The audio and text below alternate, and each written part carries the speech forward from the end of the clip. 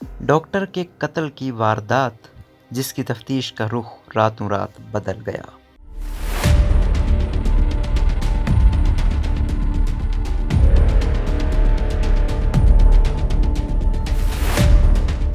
مجھے ضلع ملتان کے دیہی تھانے بدلہ سنت میں تعینات ہوئے ابھی کوئی 2 ماہ کا عرصہ گزرا تھا۔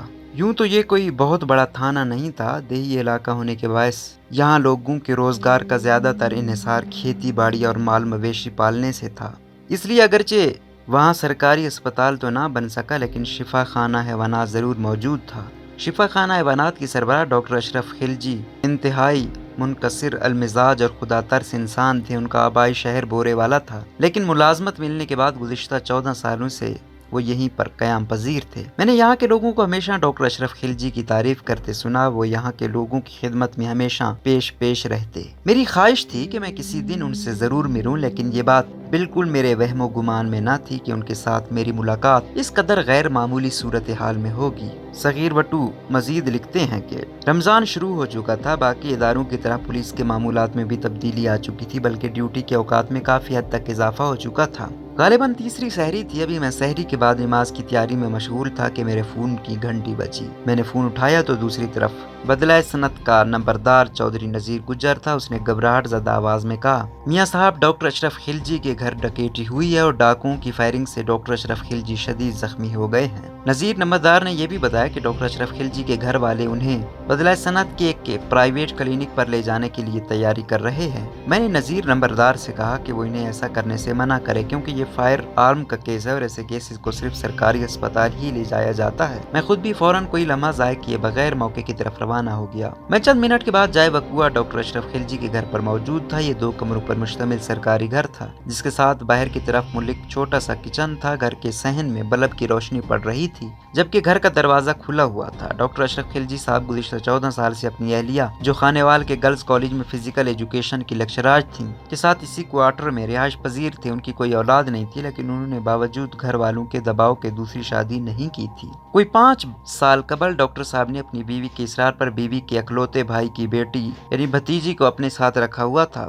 بشریٰ ایف.اے کی طالبہ تھی اور خانیوال گرلز کالج میں ہی زیر تعلیم تھیں اور روزانہ اپنی پھوپھی کے ساتھ ہی خانیوال آتی جاتی تھیں۔ بھتیجی سمیت گھر میں 3 افراد قیام پذیر تھے۔ ابتدائی اطلاعات کے مطابق وقوعے کے وقت بھتیجی کچن سے ٹرے میں چائے کی پیالیاں رکھ کر کمرے کی طرف آ رہی تھی کہ اچانک اس کی چیخ سنائی دی، پھر ٹرے گرنے کی آواز آئی، جسے سن کر ڈاکٹر خلجی بھاگ کر کمرے سے باہر آئے۔ ڈاکٹر خلجی کے باہر آتے ہی بھتیجی بھاگ کر کمرے کے اندر چلی گئی۔ بقول اہلیہ ڈاکٹر خلجی 2 مسلح ڈاکو جن کے چہرے کپڑوں سے ڈھانپے ہوئے تھے کو جیسے ہی ڈاکٹر صاحب نے للکارا، انہوں نے فائرنگ کر دی اور ڈاکٹر صاحب جیسے ہی زمین پر گرے وہ دروازے کے راستے فرار ہو گئے۔ یہ وقت تفصیلات جاننے کا نہیں تھا، ڈاکٹر صاحب کی حالت تشویشناک تھی۔ میں نے گھر سے نکلتے وقت ایمبولینس کو کال کر دی تھی، جو جلدی باہر پہنچ گئی۔ میں نے ڈاکٹر صاحب کو نشتر اسپتال بھجوا دیا اور خود سرکاری گاڑی پر ایمبولینس کے ساتھ نشتر اسپتال کے لیے روانہ ہو گیا۔ اچانک ایک سوچ میرے ذہن میں بجلی کی طرح گوندی۔ میں نے ایمبولینس رکوائی اور سرکاری گاڑی سے نکل کر ایمبولینس میں پچھلی طرف ڈاکٹر خلجی کے اسٹریچر کے ساتھ بالکل پاس بیٹھ گیا۔ میرے ذہن میں یہ تھا کہ شاید مضروب کو یہ ایسی بات بتا دے یا ایسا کوئی اشارہ دے دے جسے ملزمان تک پہنچنے میں مدد مل سکے۔ ایمبولینس ممکنہ تیزی کے ساتھ نشتر اسپتال کی طرف روانہ تھی۔ میں نے ڈاکٹر صاحب سے پوچھا، ڈاکٹر صاحب کیا آپ ڈاکوؤں کو پہچانتے ہیں؟ کیا آپ کو کسی پر شک ہے؟ ڈاکٹر صاحب نے ہاتھ کے اشارے سے 2 انگلیاں اوپر کیں، اس کے ساتھ ہی ان کی سانس اکھڑنے لگی۔ انہوں نے بآواز بلند کلمہ طیبہ پڑھا اور ان کی گردن ایک طرف کو ڈھلک گئی۔ میں نے فوری طور پر ان کی نبض دیکھی، ان کی دھڑکنیں رک چکی تھیں، ڈاکٹر صاحب کی روح کفس عنصری سے پرواز کر چکی تھی۔ کچھ ہی دیر میں ہم نشتر اسپتال کی ایمرجنسی میں پہنچ گئے۔ جلدی نشتر اسپتال کے ڈاکٹروں نے بھی موت کی تصدیق کر دی۔ میں نے پوسٹ مارٹم کروانے کی ہدایت دے کر سب انسپکٹر افتخار کو ڈاکٹر صاحب کی جسد خاکی کے پاس چھوڑا اور خود دوبارہ جائے واردات کی جانب روانہ ہو گیا۔ میرا اصل کام اب شروع ہوا تھا، مجھے جائے واردات کا تفصیلی جائزہ لینا تھا، واقعاتی شہادتوں کو اکٹھا کرنا تھا۔ اس کے علاوہ مقتول کی اہلیہ اور اہلیہ کی بھتیجی کے بیانات الگ الگ قلم بند کرنا تھے۔ جائے واردات سے مجھے خون آلود مٹی اور چلائی گئی گولیوں کے خالی خول ملے، جو میں نے قبضے میں لے لیے۔ میں نے ڈاکٹر صاحب کی بیوہ کے بیان پر دوران ڈکیتی قتل کے جرم میں 396 تعزیرات پاکستان کے تحت FIR درج کی۔ اس کے بعد تمام حالات وقوعے اپنے افسران بالا کے گوش گزار کی، ان سے رہنمائی لی اور انہیں یقین دلایا کہ میں بہت جلد ملزمان تک پہنچ جاؤں گا۔ میں بہت جلد اس وقوع اور اس کے محرکات کی تہہ تک پہنچنا چاہتا تھا تاکہ اصل ملزمان کو کفر کردار تک پہنچا سکوں۔ اس وقوع میں بہت سی باتیں ایسی تھیں جو مجھے ہضم نہیں ہو رہی تھیں۔ اگر ملزمان ڈکیتی کی نیت سے گھر میں داخل ہوئے تھے تو یہ وقت انتہائی غیر موزوں تھا، کیونکہ سحری کے وقت نہ صرف ڈاکٹر صاحب اور ان کے اہل خانہ جاگ رہے تھے بلکہ اس وقت تمام اہل علاقہ جاگ رہے ہوتے ہیں۔ مساجد میں اسپیکرز پر نعتیں اور سحری کے اوقات کے اعلانات وقفے سے جاری و ساری رہتے ہیں۔ کھانے پینے کی دکانیں کھلی رہتی ہیں اور گلیوں میں چہل پہل ہوتی ہے۔ دوسری مشکوک بات واردات کی اطلاع تھی۔ واردات کی اطلاع نذیر نمبردار کو اہل خانہ نے نہیں بلکہ عبداللہ چوکیدار نے دی تھی۔ عبداللہ چوکیدار کے مطابق اس نے 2 لڑکوں کو ڈاکٹر صاحب کے گھر سے باہر نکلتے اور موٹر سائیکل پر سوار ہوتے دیکھا۔ جیسے ہی چوکیدار عبداللہ نے انہیں آواز دی تو انہوں نے موٹر سائیکل بھگا دی اور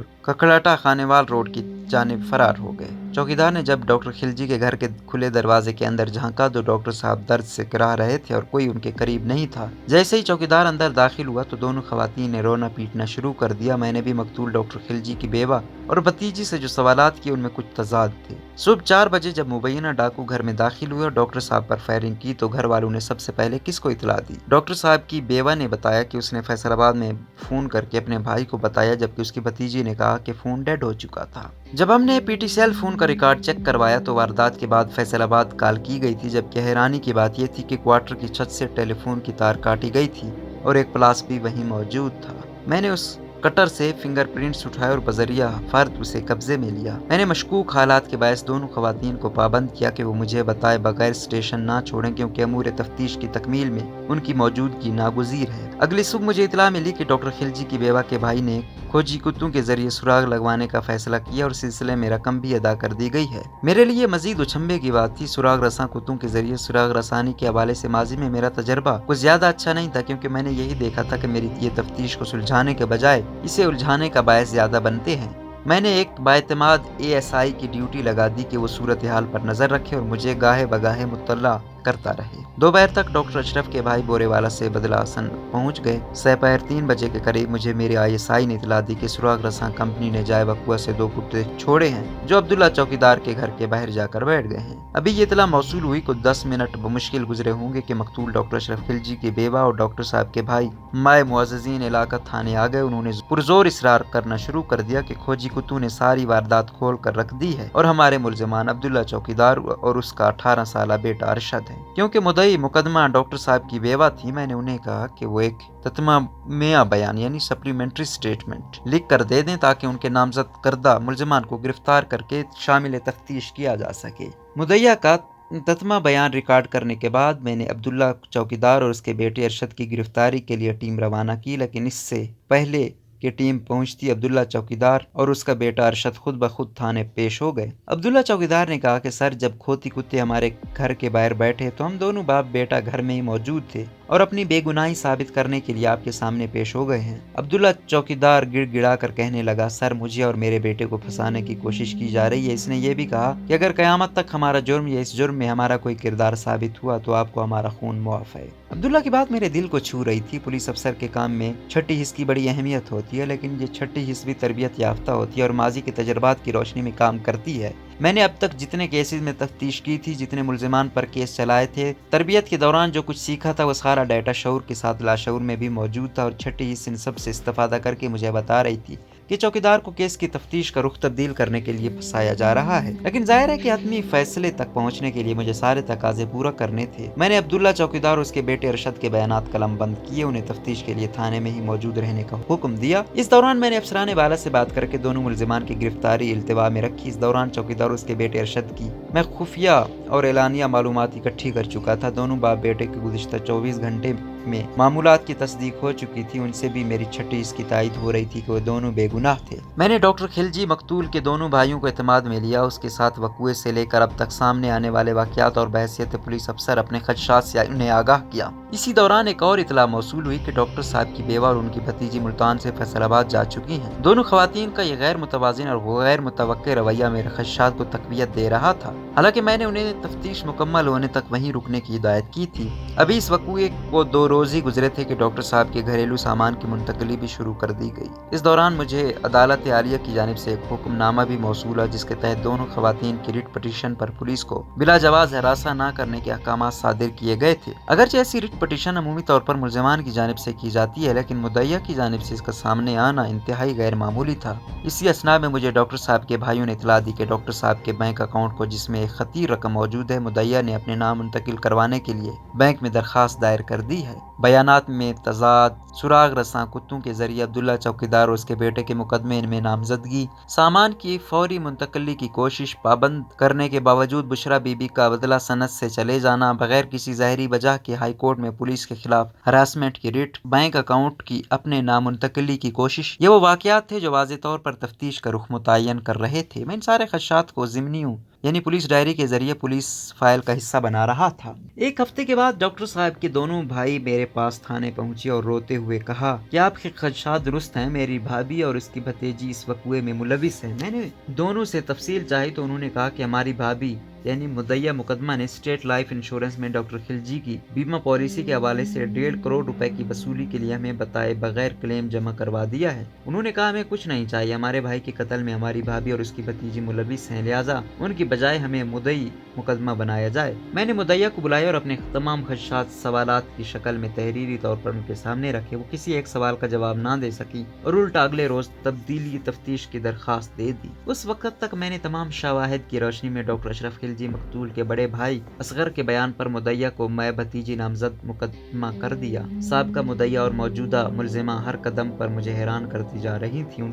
اب کی بار انہوں نے سیاسی اثر و رسوخ استعمال کرتے ہوئے مقدمے کی تفتیش کرائم برانچ منتقل کروا لی اور یہ کیس میرے دائرہ کار سے ہٹوا دیا اور کیس کی فائل میرے ہاتھوں سے نکل گئی۔ تفتیش کار بدل گئے، لیکن ظاہر ہے کہ میں نے کیس پر محنت کی تھی جس کا تمام ریکارڈ بمائے شواہد فائل میں موجود تھا۔ کرائم برانچ کے تفتیشی افسران نے جب فائل دیکھی تو اس مقدمے میں محنت اور لگن سے کی گئی تفتیش اور اٹھائے گئے سوالات نے انہیں بھی مجبور کر دیا کہ وہ ان دونوں خواتین کو اس قتل کے مقدمے میں چالان کرے۔ آخری اطلاعات تک بھانجی ڈاکٹر اشرف خلجی کے مقدمے میں چالان ہو کر جیل میں ہیں اور اپنے کیے کی سزا بھگت رہی ہیں، جبکہ ڈاکٹر اشرف خلجی کی بیوہ ضمانت پر رہا ہو چکی ہیں۔ اس وقوعے کو 15 برس گزر چکی ہیں، عدالت میں متعدد پیشیاں ہو چکی ہیں، لیکن اب تک کیس میرے اٹھائے ہوئے گئے سوالات کے گرد گھوم رہا ہے۔ وہ سوال یہ ہیں: قتل کے وقت دروازہ اندر سے کس نے کھولا؟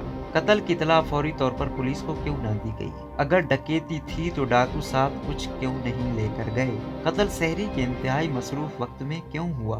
فوری طور پر سراغ رساں کتے کیوں منگوا لیے گئے؟ ہدایت کے باوجود بیوہ اور بھتیجی شہر چھوڑ کر کیوں چلی گئی؟ ہراسانی کی ریٹ کیوں حاصل کی گئی حالانکہ کسی نے انہیں ہراساں نہیں کیا تھا؟ بینک سے رقم نکلوانے کی کیا جلدی تھی؟ بیوہ کو مالی مسئلہ نہیں ہونا چاہیے تھا کیونکہ وہ خود لیکچرر تھیں۔ مرکزی تفتیشی افسر یعنی مجھے کیوں تبدیل کیا گیا؟ میرے لیے اطمینان کی بات یہ ہے کہ مدعیت تبدیل ہونے کے باعث جس مقصد کے لیے ڈاکٹر اشرف خلجی کو راستے سے ہٹایا گیا وہ پورا نہ ہو سکا اور دونوں خواتین کوئی بھی مالی فائدہ اٹھانے سے قاصر رہیں۔ میرے تجربے کے مطابق قتل جیسی سنگین وارداتوں میں جرم کا کھرا ہمیشہ نہیں تو 99% کیسز میں مستفید ہونے والے بینیفیشری کی جانب نکلتا ہے۔ اگر محنت اور لگن کے ساتھ جرم کے پس پردہ محرکات کو جاننے کی کوشش کی جائے تو ملزمان تک رسائی کی سبیل ضرور نکلتی ہے۔